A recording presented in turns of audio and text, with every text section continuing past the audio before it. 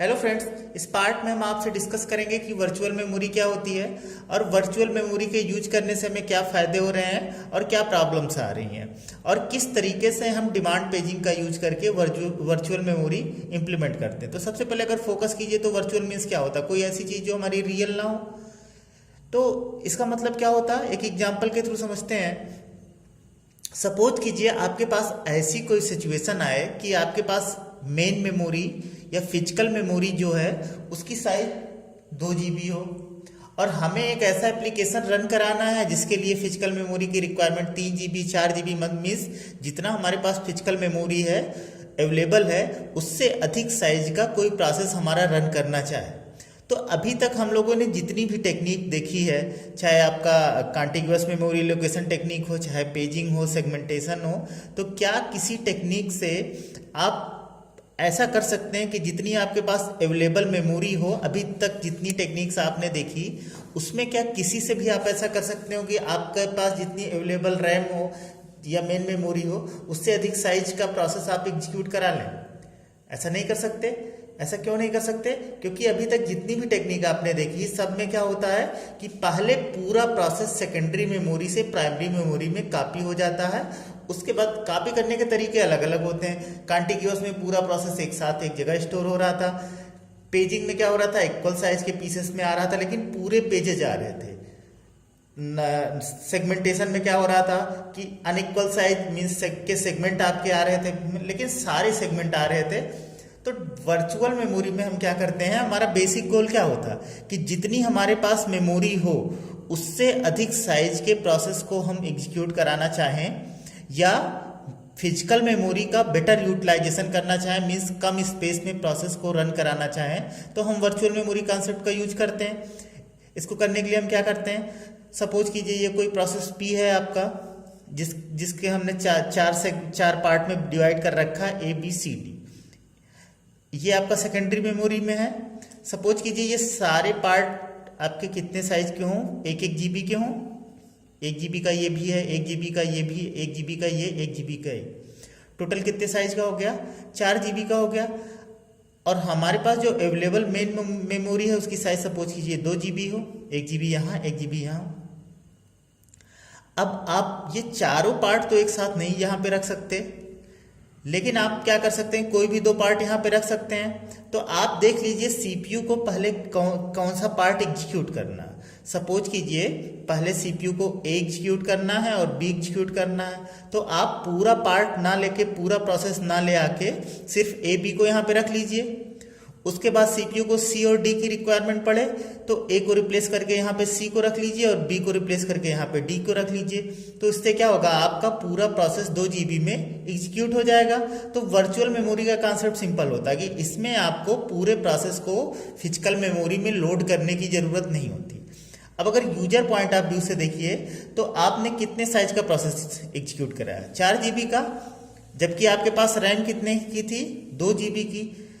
तो 2 GB, तो user को क्या लगेगा कि वो 4 GB का प्रोसेस रैम में ले आके एग्जीक्यूट करा रहा, मीन्स उसके पास अवेलेबल मेमोरी 2 GB से अधिक है क्योंकि वो 4 GB का प्रोसेस एग्जीक्यूट कर रहा।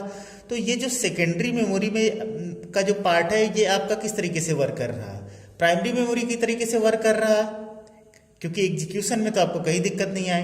तो मीन्स ये आपका यहाँ पे आप यूज क्या कर रहे हैं, वर्चुअल मेमोरी कॉन्सेप्ट यूज कर रहे हैं क्योंकि यूजर के पॉइंट ऑफ व्यू से उसने 4 GB का प्रोसेस एग्जीक्यूट कराया, मीन्स 4 GB का मेमोरी उसके पास अवेलेबल है। तो इसी को आप क्या बोलते हैं, वर्चुअल मेमोरी। अब वर्चुअल मेमोरी टेक्निक को हम इम्प्लीमेंट कैसे करते हैं? तो वर्चुअल मेमोरी इम्प्लीमेंट करने के लिए हम डिमांड पेजिंग का यूज करते हैं। डिमांड पेजिंग क्या होता है हमारा?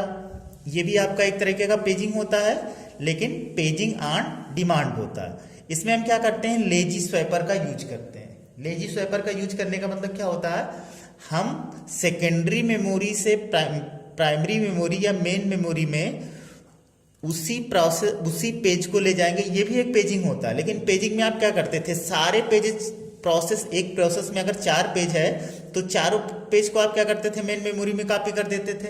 लेकिन डिमांड पेजिंग में आप क्या करेंगे, सिर्फ उन्हीं पेज को मेन मेमोरी या प्राइमरी मेमोरी में कॉपी करेंगे जिसकी सीपीयू डिमांड कर रहा है। जिसकी डिमांड नहीं कर रहा है वो आपका सेकेंडरी मेमोरी में ही रहेगा। सपोज कीजिए सीपीयू ने पहले डिमांड की ABCD, बेसिकली ये आपका रेफरेंस स्ट्रिंग बोला जाएगा कि सीपीयू किस किस पेज का किस ऑर्डर में डिमांड कर रहा है। मान लीजिए आपका सीपीयू पहले डिमांड करता है ABCD, देन आपका EFGH। तो आप क्या कीजिए, डिमांड पेजिंग के हिसाब से पहली डिमांड किसकी है, A की। मेन मेमोरी में हमने देखा A नहीं अवेलेबल है, A को रख दिया। फिर B नहीं अवेलेबल है, B को रख दिया। फिर C नहीं अवेलेबल है तो C को रख दिया। फिर D नहीं अवेलेबल है तो D को रख दिया। देन अगर मान लीजिए आपकी सीपीयू डिमांड करे E का, तो E अवेलेबल नहीं है तो आप क्या कीजिए, इसमें से किसी एक पेज को रिप्लेस कर दीजिए। तो रिप्लेस किसको करना है, इसके लिए आप कई सारी पेज रिप्लेसमेंट एल्गोरिथम पढ़ेंगे, लेकिन अभी मान लीजिए किसी एक को आपने रिप्लेस कर दिया तो आपका A हट के E आ गया। फिर F की रिक्वायरमेंट है। देन मान लीजिए अगर यहाँ पे फिर से B की रिक्वायरमेंट होती, C की रिक्वायरमेंट होती और C यहाँ पे होता, तब रिप्लेस करने की जरूरत नहीं है। लेकिन हमें अगली रिक्वायरमेंट किसकी है, G की। देन अगली रिक्वायरमेंट किसकी है, H की। तो ये आपका अगर ये रेफरेंस स्ट्रिंग है ABCDEFGH, तो चार फ्रेम में भी आप ये काम कर सकते हैं। तो इस तरीके का अप्रोच यूज कर रहे हैं तो इसको आप क्या बोलेंगे, डिमांड पेजिंग या पेजिंग ऑन डिमांड। मतलब यूज तो आप पेजिंग ही कर रहे हैं, लेकिन पेजिंग में आप क्या करते थे, सारे पेजेस को कॉपी कर देते थे, एक प्रोसेस में जितने पेज होते थे सबको। लेकिन इसमें खाली उसी पेज को आप फिजिकल मेमोरी में ले जाएंगे या रैम में ले जाएंगे जिसकी सीपीयू डिमांड कर रहा हो। तो इससे आपका पहला एडवांटेज क्या हुआ कि आपने मेमोरी बचा ली, सेव कर ली।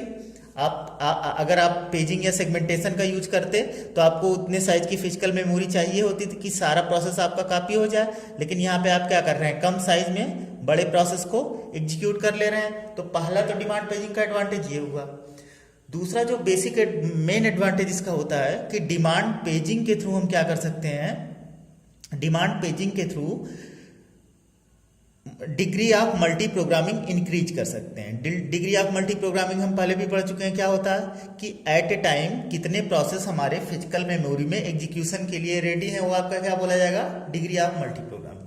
जैसे यहाँ पे अगर इस सिनारियो में बात करें तो हमारे कितने प्रोसेस एग्जीक्यूट हो रहे हैं, सिर्फ एक। तो इसका मतलब डिग्री ऑफ मल्टी प्रोग्रामिंग कितनी है, 1।